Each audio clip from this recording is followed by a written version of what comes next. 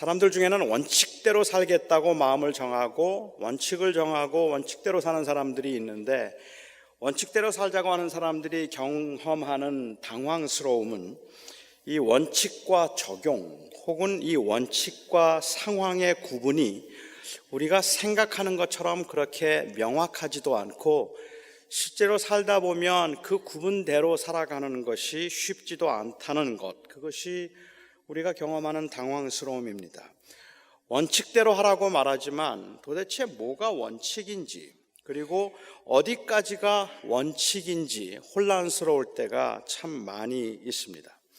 어느 미국 교수 한 분이 이 중국에 있는 가정교회 신학교에서 강의 요청을 받았답니다. 중국에 대해서 마음을 가지고 있고 중국에 있는 기독교인들을 만나고 싶어 했던 이 교수는 흔쾌히 허락을 하고 그렇게 가겠다고 했습니다. 그리고 이제 비자를 신청하는데, 그 비자 신청하는 그 애플리케이션에 여행 목적과 그리고 직업을 기록하는 그 직업란이 있습니다. 중국 가정교회 신학교에서는 이 신분이 노출되면 자기들이 위험하기 때문에 여행자로 기록을 해달라고 그렇게 부탁을 했습니다. 하지만 미국 교수는 자기가 여행을 목적으로 가는 것이 아니라 강의를 하러 가는 건데, 그런데 여행자라고 기록하는 것은 정직하지 못한 일이라고 생각을 했습니다. 이 중국에 있는 이 기독교인들은 우리가 여행도 시켜줄 테니까 꼭 여행자라고 기록을 해서 안전할 수 있도록 해달라고 다시 부탁을 했습니다. 그렇지만 이 교수가 생각할 때는 결과적으로는 의도적으로 다른 사람을 속인 것이라서 그거는 거짓말이 된다고, 자신은 거짓말을 할 수 없다는 입장을 고수했습니다. 이 교수는 결국 중국에 가지 않았습니다. 그리고 중국 가정교회의 교인들은 아주 깊은 상처를 받았습니다. 왜냐하면 그 교수가 한 그 행동은 결국은 중국 가정교회 신학교의 학생들을 다 범법자로 인정하는 셈이 되었기 때문에 그렇습니다. 가정교회로 모여서 예배를 하고 신학을 공부하는 것 자체가 그곳에서는 불법이었기 때문에 그렇게 하는 행위 자체를 불법인 것으로 인정한 것처럼 그렇게 되었기 때문에 그래요. 어찌 생각하면 이 교수를 탓할 수도 없고, 그렇다고 가정교회를 탓할 수도 없습니다. 원칙대로 사는 것을 융통성이 없다고 비난할 것도 아니고, 상황을 읽고 온전하게 상황에 적용하려고 하는 것을 원칙도 없는 상황주의자라고 그렇게 비난할 것도 아닙니다. 어떤 것이 원칙이고 어떤 것이 상황인가 하는 것을 구분해내는 것도 쉽지 않을 뿐만 아니라, 어쩌면 우리가 만들어 놓은 원칙이라는 것조차도 원칙이랄 수 없는 상황적 대응에 불과한 것을 우리가 지나치게 절대화시킨 것들은 없지 않을까라는 그러한 고민도 하게 됩니다. 기독교인들은 하나님의 말씀이 절대적인 원칙이라고 생각하기 때문에 하나님의 말씀에서 우리는 그 원칙을 찾아야 된다고 생각하고 그 규범을 찾아야 된다고 생각하기 때문에 우리는 성경을 읽으면서 항상 그 원칙을 찾아보려고 애를 씁니다. 그런데 때로는 이 원칙이 공식이나 비결을 찾는 것 같은 그런 경우도 있을 것이고, 때로는 상황적일 수밖에 없는 것들을 마치 성경에 기록되어 있기 때문에 원칙이라는 것처럼 그렇게 고수를 하려고 하는 답답함을 보이는 경우들도 있습니다. 예를 들면 제가 이해하기에는 말라기에 나오는 11조를 하라는 11조에 관한 말씀이 축복을 받는 비결로 원칙을 말하고 있는 것이 아니라, 당시 하나님을 떠났던 그 백성들이 예배를 회복하고 하나님께 돌아올 수 있는 방법 중 하나로서 그 적용을 말하고 있는데, 마치 이 11조가 원칙인 것처럼 11조를 하면 복을 받는다는 이것이 원칙인 것처럼 공식을 만들어 버렸습니다. 11조는 제자들의 삶의 방식이지 복을 받는 비결이 아닙니다. 또 하나 우리가 생각해 볼 수 있는 건 여자들이 기도할 때에 머리에 수건을 쓰라는 말씀입니다. 여기에 여자들이 기도할 때 머리에 수건을 쓰라는 말씀도 당시의 상황에서 예배의 질서를 위한 어떤 상황적 표현일 텐데, 이것을 예배의 질서라고 하는 그 원칙을 지키기 위한 상황적 표현으로 보지 않고 머리에 수건 쓰는 것 자체를 규범적인 것으로 이해를 해서 미국에서도 20세기 초반까지 초반까지도 심지어 21세기까지도 그 계속되었던 교회도 있다고 하는데, 여인들은 교회에 나올 때 혹은 기도할 때는 머리를 가려야 했습니다. 지금도 아마도 그 여인들이 교회에 나와서 기도를 할 때는 꼭 베일을 쓰는 그러한 교단이 아직도 있는 것으로 알고 있습니다. 상황은 바뀌는 것이지만, 그렇지만 원칙은 바뀌는 것이 아니라고 우리가 전제할 때, 이 불변하는 하나님의 말씀을 붙들고 끊임없이 변하는 이 세상을 살아가는 그리스도인들로서 상황과 원칙의 그 구분이 언제나 쉽고 분명한 것은 아니라는 사실을 우리가 경험하면서 살아가고 있습니다. 저는 오늘 본문을 대하면서 이 말씀에서 도대체 어떤 게 원칙이고 어떤 게 상황적인 적용일까 하는 것을 가지고 많은 생각을 했습니다. 특히 임지를 떠나고 새로운 사역을 시작할 때, 사역자가 교회를 떠나거나 아니면 다른 사역지로 다른 곳으로 사역지를 옮길 때, 그럴 때 너무 많은 문제들이 교회 안에 있어서 그 사역자들이 임지를 떠나고 들어올 때는 원칙이 필요하다는 목소리가 높아지고 있는 이때에, 오늘 이 말씀은 그 원칙을 가르쳐주는 아주 중요한 단서가 된다고 그렇게 이해할 수도 있는 부분이 있습니다. 과연 이 말씀에서 찾아볼 수 있는 원칙이란 어떤 것들일까요? 특히 제가 이 말씀을 대하면서 제 마음속에 많은 그 고민과 생각을 했던 이유는 아마도 저의 개인적인 경험 때문에 그랬던 것 같고, 지금 현재 제가 처해 있는 상황 때문에 그랬던 것 같기도 합니다. 저는 1992년도에 목회를 시작했습니다. 17년을 목회를 하고 그리고 2009년도에 LA로 왔습니다. 17년 사역을 했던 교회를 떠나는 일은 그렇게 쉬운 일이 아니었습니다. 교회를 위해서 어떻게 떠나는 것이 최선일까를 고민하면서 어떻게 떠나도 교인들에게 상처가 될 것 같기는 한데, 교인들에게 상처가 되지 않으면서 축복을 받고 교회를 떠날 수 있는 길이 뭘까라고 고민을 하면서, 당시 저와 같은 노예에 있던 연세가 좀 지긋하신 미국 목사님께 교회를 떠날 때는 어떻게 떠나야 하는가 제가 여쭈었습니다. 그 목사님께서는 제게 그 교회에 몇 년 있었느냐고 물으셨어요. 제가 17년 있었다고 했더니 목사님이 그냥 두 번도 생각하지 않고 You stay too long.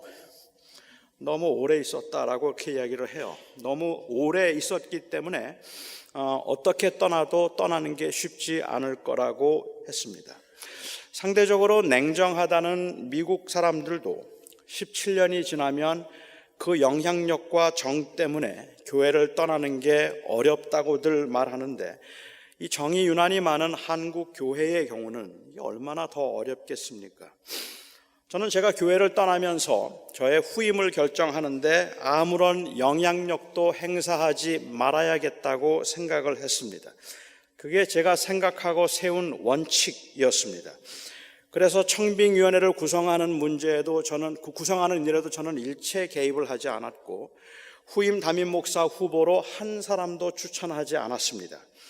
저의 성격적인 면도 물론 있었지만, 전임 목사가 후임 목사를 세울 때 개입함으로 발생하는 후유증들을 저는 워낙 많이 보았기 때문에 보인 반응이기도 했고, 나름대로는 이제 더 이상은 그 교회의 일에 영향력을 행사하지 않겠다는 저의 의지이기도 했습니다.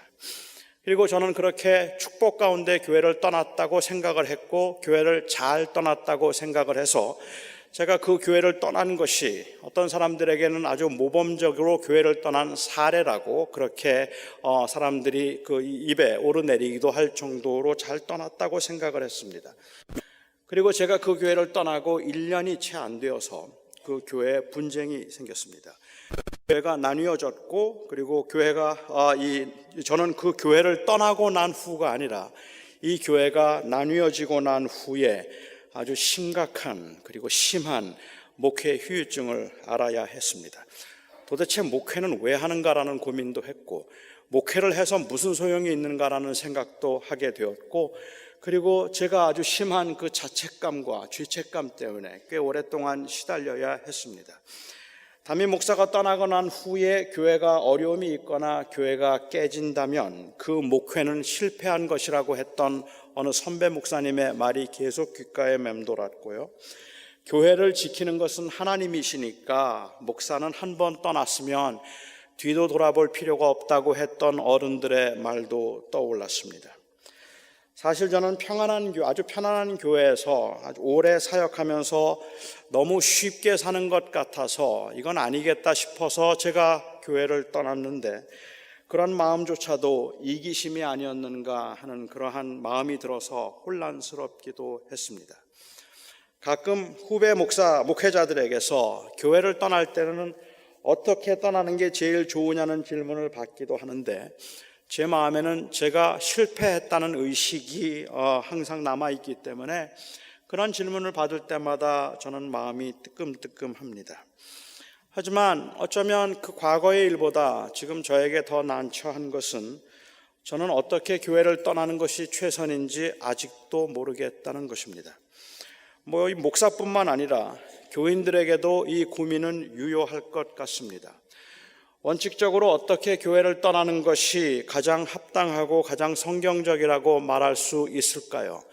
교회가 사역자를 바꾸고 사역자들이 임지를 바꿀 때 어떻게 하는 것이 성경적이라고 말할 수 있을까요?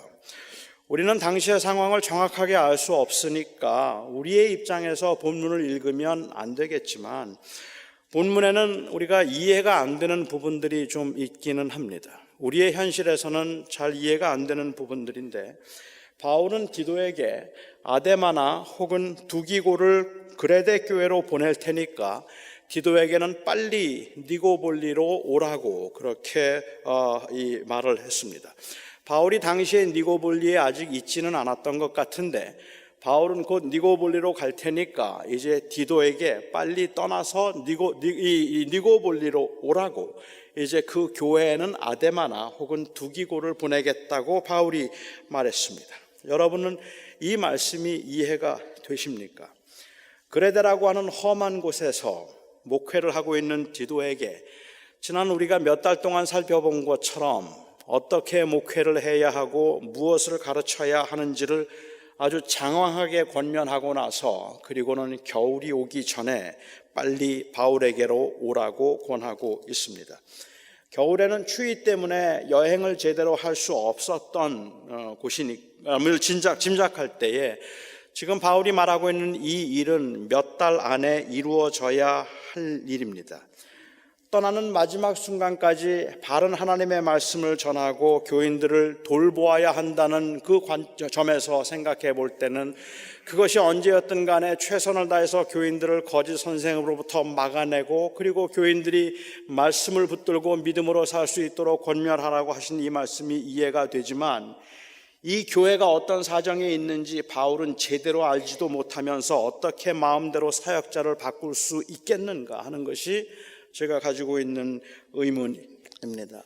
바울이 아데마나 두기고를 보내겠다고 했지만 나중에 두기고가 골로새로 간 것을 우리가 감안해 보면 아마도 아데마를 보낸 것 같기는 해요. 어떻게 바울은 그 디도의 후임으로 아데마를 정할 수가 있었는지 저는 이게 잘 이해가 안 되는데, 이 말씀을 근거로 해서 감독 제도가 성경적이라는 원칙을 세울 수도 있습니다. 그리고 실제로 이 말씀에 근거해서 감독 제도를 강조하는 분들도 계십니다. 그 바울이 사역자를 결정해서 사역자를 파송하고 그 사역자를 또 다른 곳으로 보낼 수 있었던 것처럼, 그 감독이, 교인들보다는 감독이 더 교회 사정을 잘 알고 전체적인 교회를 볼 수 있기 때문에 그렇게 그 사역자들을 임지를 바꾸어 줄 수 있는 권한이 있어야 된다고 이야기를 합니다. 저는 그 감독이 가지고 있는 그 능력과 그리고 그 사역자들을 검증할 수 있는 그러한 그의 이 능력을 생각해 볼 때는 충분히 가능하고 그럴 수 있겠다고 생각이 들기는 합니다만은, 감독이 타락했을 경우에 발생할 수 있는 그 문제들, 그리고 교인들의 원함과 감독의 원함이 서로 상충되었을 때의 문제들을 생각한다면 정말로 이 말씀이 감독 제도가 성경적인 것이라는 그 원칙을 제공하는 것일까라는 의문을 갖습니다. 목회자는 회중이 결정하는 게 아니라 감독이 파송하는 것이 더 성경적이라는 그 말, 저는 개교회 감독이 그 사역자를 파송하는 것이 어느 정도 효율성이 있다는 것은 인정하고 동의를 하지만 오늘 본문이 그 원칙을 말하고 있는 것일까 하는 데는 동의하기가 어렵습니다. 또한 목회자는 반드시 후임이 오고 난 후에 떠나는 것, 그것을 원칙으로 말하고 있는 것도 아닙니다. 아데마를 보낼 것이니까 그가 가면 이제 디도는 나에게로 오라고 한 바울의 말에서 우리는 교회를 향한 바울의 그 애정을 느낄 수는 있어요. 하지만 아데마가 온 후에 디도가 떠나는 것처럼 후임이 결정되어서 오기 전까지는 전임은 떠나서는 안 된다는 성경의 원칙을 오늘 본문에서 유출해내려고 하는 것은 비약이라는 생각이 듭니다. 오늘 말씀은 제가 이해하기에는 그냥 하나의 사건으로 읽어야 할 것입니다. 이거는 원칙을 가르쳐주기 위한 내용이 아니라 그 당시 교회 상황에서 벌어지고 있는 그 일들에 대한 묘사입니다. 그러니까 이런 거죠. 사임하려고 하는 이 목사를 붙들기 위해서 어떤 교인이 이렇게 말합니다.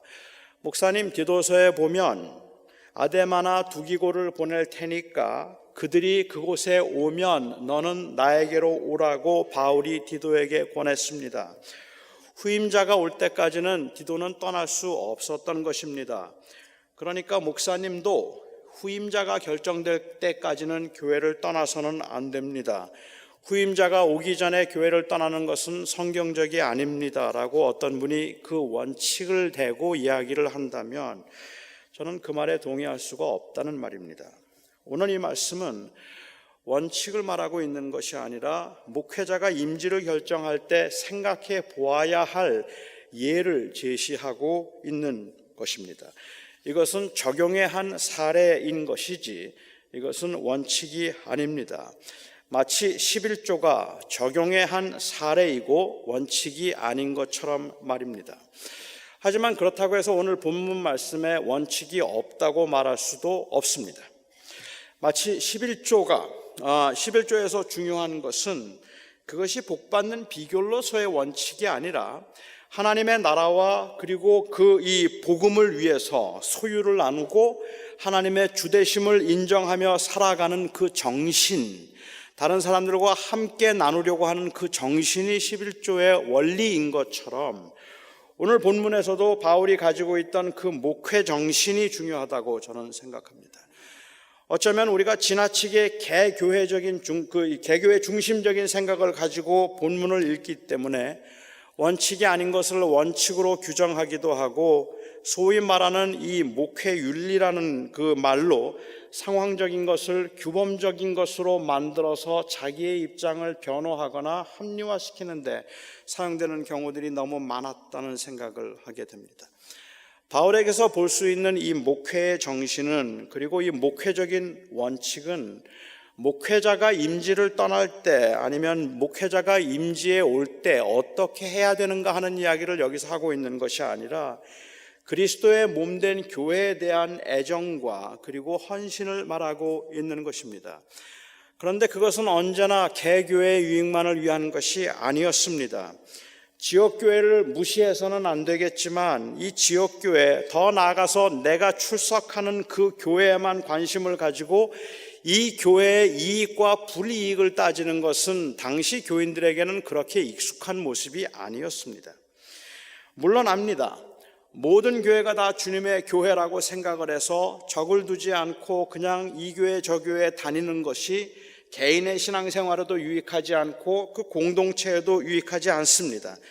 저는 초대교회 교인들이 아무 교회나 그냥 마음 내키는 대로 그냥 다녔다고 생각하지 않고 자신들이 매주 모였던 그 공동체를 소홀히 여겼다고 생각하지 않습니다.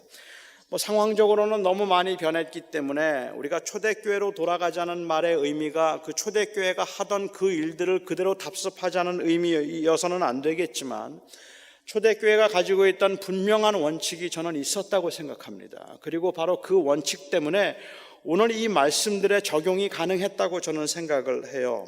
그것은 곧 그들이 말했던 원칙은 그들이 가지고 있던 교회관은 우주적이었다는 말입니다.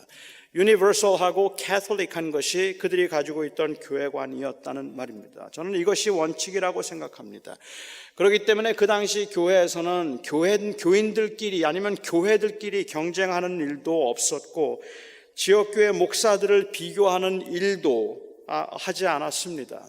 그들에게 있어서는 그 디도가 더 훌륭한 목회자인가 아니면 아데마가 더 훌륭한 목회자인가 하는 것을 따지거나 비교하거나 우리 교회가 부흥하기 위해서는 디도가 있어야 되는가 두기고가 있어야 되는가 하는 것들이 그들의 궁극적인 관심사가 아니었다는 말입니다. 목회자 중에 어떤 목회자가 더 탁월하고 더 훌륭한 목회자이고 그 탁월하고 훌륭한 목회자가 내 교회에 와야 되는가 아니면 다른 곳에 가야 되는가 하는 것이 그렇게 중요한 문제가 아니었다는 말입니다.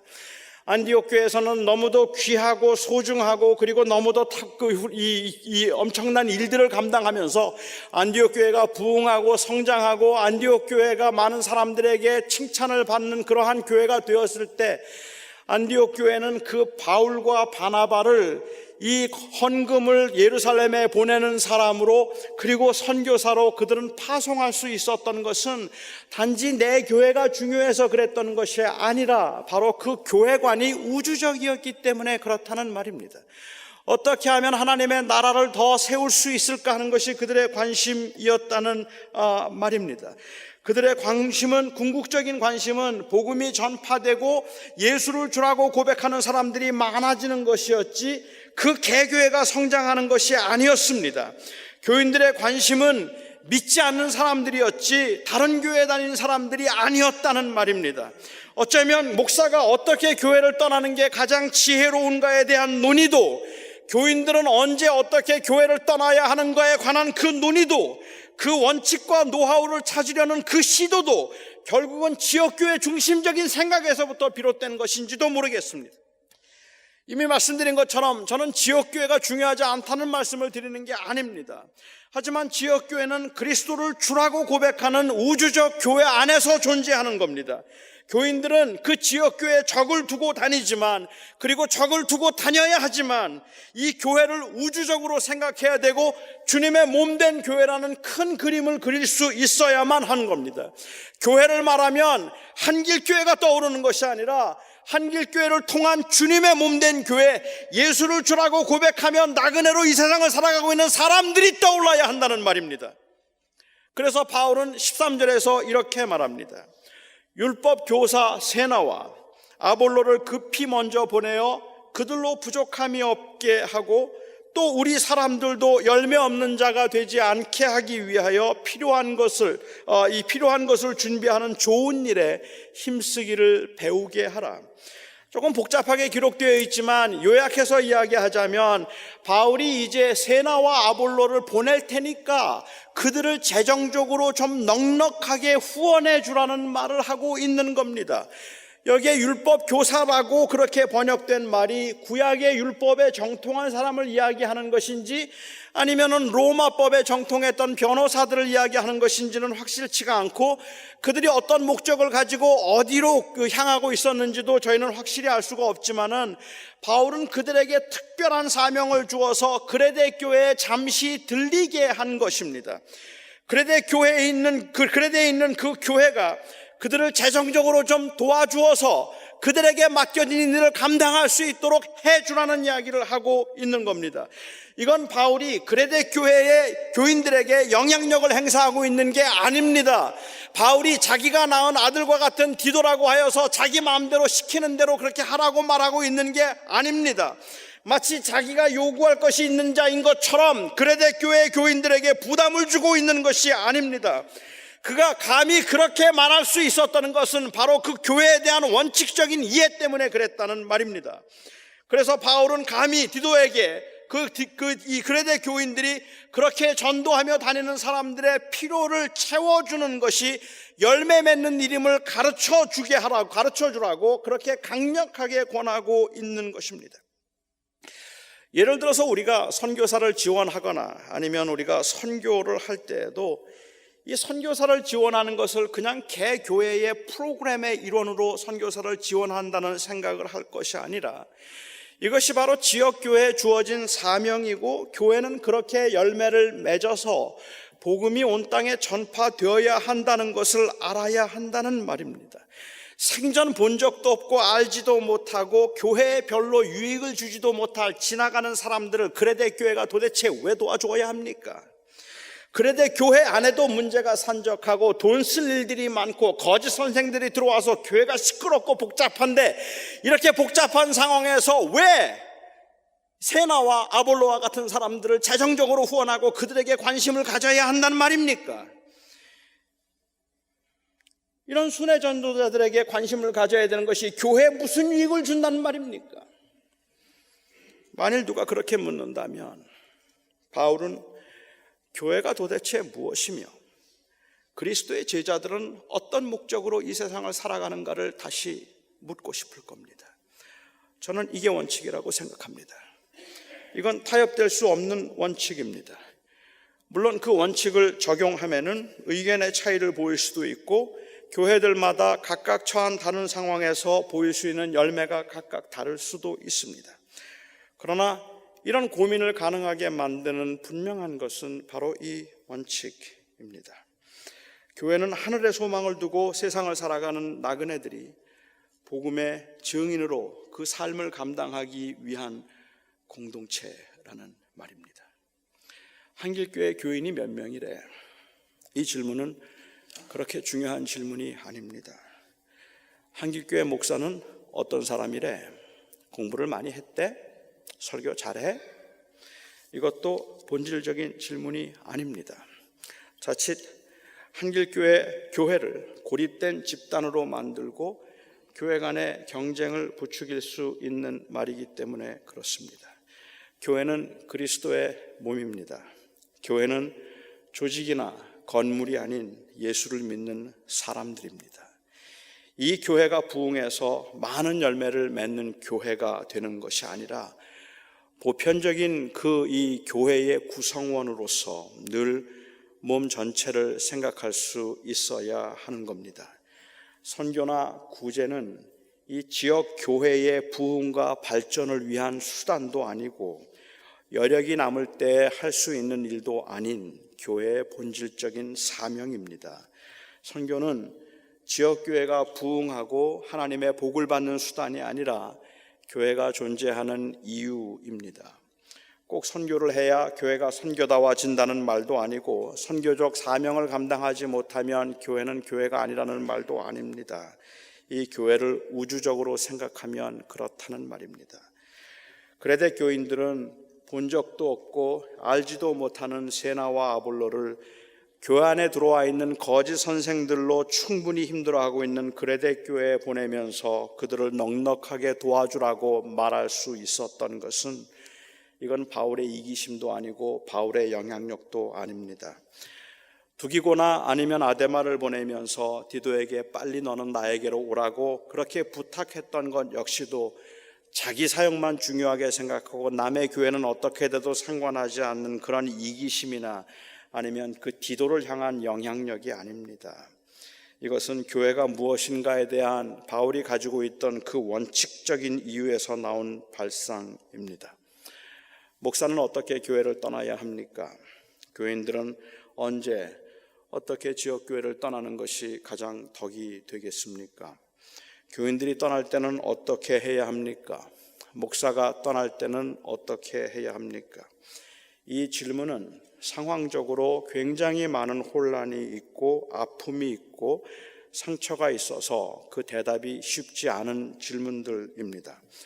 저는 아직도 그 답을 잘 모르겠습니다. 그러니까 우리는 상황적인 상황에서의 고민도 유효한 것이고 그것이 잘못된 것이 아니라고 생각을 한다면, 저는 그렇게 생각을 하는데, 그렇다면 교회 안에서 어떻게 교회를 떠나는 것이 가장 적절하고 가장 덕이 되는가 하는 것에 대한 진지한 고민도 필요할 것이고, 그 과정에서 아픔을 겪는 것도, 그 안타까움도 우리는 또한 인정할 수 있어야 될 거라고 생각합니다.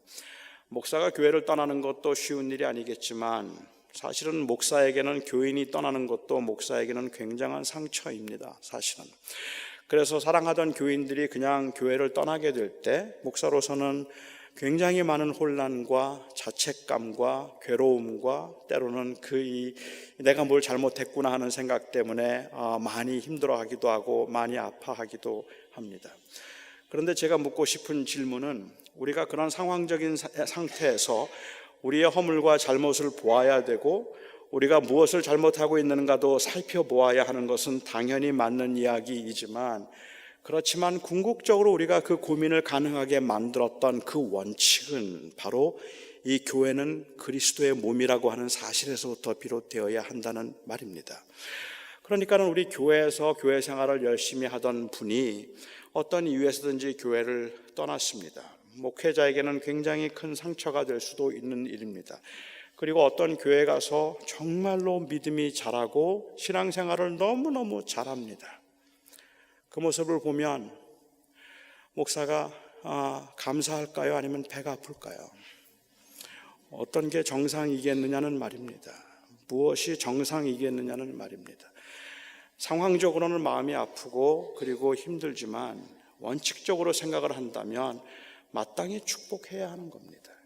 다른 교회가 부흥하는 모습을 보면서 그 모습에 배 아파하고, 내 교회가 더 성장하는 것을 보면서 그것을 더 기뻐하고, 그래서 내 교회가 더 성장하고 다른 교회는 성장하지 않고 우리 교회만 더 크고 하도록 하기 위해서 목회자가 임지를 떠나는데 원칙을 말하고, 목회자가 임지에 들어올 때 원칙을 말하는 그러한 것들이 저는 정말 상황적인 것에서 필요한 질문들이라 할지라도 우리가 가장 궁극적인 질문을 놓치고 있다면 어쩌면 교회는 잘못된 길을 가고 있는지도 모르겠다는 생각을 하게 되는 거죠.